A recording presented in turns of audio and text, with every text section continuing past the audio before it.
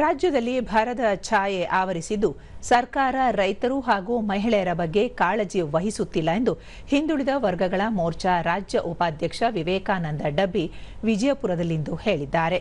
ಸುದ್ದಿಗೋಷ್ಠಿಯಲ್ಲಿ ಅವರು ಕಾಂಗ್ರೆಸ್ ಶಾಸಕರು ಜನಹಿತಕ್ಕಿಂತ ಸಂಪುಟ ವಿಸ್ತರಣೆಯ ಗೊಂದಲದಲ್ಲಿ ಮುಳುಗಿದ್ದು ಕ್ಷೇತ್ರಕ್ಕೆ ಭೇಟಿ ನೀಡುತ್ತಿಲ್ಲ, ಬರಪೀಡಿತ ಪ್ರದೇಶಗಳ ಜನರ ಸಂಕಷ್ಟ ಆಲಿಸುತ್ತಿಲ್ಲ, ಜಿಲ್ಲೆಯಲ್ಲಿ 105 ಹಿಂದುಳಿದ ವರ್ಗಗಳ ವಸತಿ ಶಾಲೆಗಳಿದ್ದು ಈ ಬಾರಿ ಕೇವಲ 9,000 ವಿದ್ಯಾರ್ಥಿಗಳಿಗೆ ಮಾತ್ರ ಪ್ರವೇಶಾವಕಾಶ ನೀಡಲಾಗಿದ್ದು ಇನ್ನೂ ಪಠ್ಯಪುಸ್ತಕ ವಿತರಣೆಯಾಗಿಲ್ಲ ಎಂದು ಹೇಳಿದರು.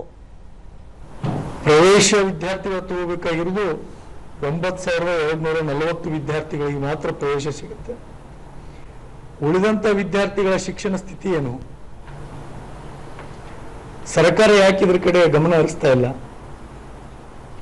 ಯಾವ ರೀತಿ ಸಮಾಜ ಕಲ್ಯಾಣದಲ್ಲಿರ್ತಕ್ಕಂಥ ವಸತಿ ಶಾಲೆಗಳಿಗೆ ಎಷ್ಟು ಜನ ಅಪ್ಲಿಕೇಶನ್ ಹಾಕ್ತಾರೆ, ಎಲ್ಲರನ್ನೂ ವಸತಿ ಶಾಲೆಗೆ ತಗೊಳ್ತಕ್ಕಂಥ ಪ್ರವೇಶ ತಗೊಳ್ತಕ್ಕಂಥ ವ್ಯವಸ್ಥೆ ಇದೆಯೋ ಅದೇ ರೀತಿನೇ ಹಿಂದುಳಿದ ವರ್ಗ ಕಲ್ಯಾಣ ಇಲಾಖೆಗೆ ಸಲ್ಲಿಸ್ತಕ್ಕಂಥ ವಿದ್ಯಾರ್ಥಿಗಳ ಪ್ರತಿಯೊಬ್ಬ ವಿದ್ಯಾರ್ಥಿನೂ ಸಹಿತ ವಸತಿ ಪ್ರವೇಶವನ್ನು ತಗೊಳ್ಳೋ ರೀತಿಯಲ್ಲಿ ಯಾಕೆ ಸರ್ಕಾರ ಗಮನ ಹರಿಸ್ತಾ ಇಲ್ಲ? ಆದರೆ ಇವತ್ತು ಜುಲೈ ಮುಗಿದು ಆಗಸ್ಟ್ದಲ್ಲಿದ್ದೀವಿ. ಶಿಕ್ಷಣ ಇಲಾಖೆಯಲ್ಲಿ ಇನ್ನೂವರೆಗೂ ಪಠ್ಯ ಪುಸ್ತಕ ಬಂದಿಲ್ಲ. ಜಿಲ್ಲೆಯಲ್ಲಿ ಬಂದಿದ್ರೆ ಜಿಲ್ಲಾ ಆಡಳಿತ ಸ್ಪಷ್ಟಪಡಿಸ್ಬೇಕು. ನಾನು ನೇರವಾಗಿ ಜಿಲ್ಲಾ ಪಂಚಾಯತಿ ಸಿಗೆ ವಿನಂತಿಯನ್ನು ಮಾಡ್ಕೋತೀನಿ. ಏನು ವಿಳಂಬ ನಿಮ್ಮದು? ಸರ್ಕಾರಿ ಶಾಲೆಗಳಲ್ಲಿ ಓದ್ತಕ್ಕಂಥ ವಿದ್ಯಾರ್ಥಿಗಳು SC ST ಜನ ಇರ್ತಾರೆ.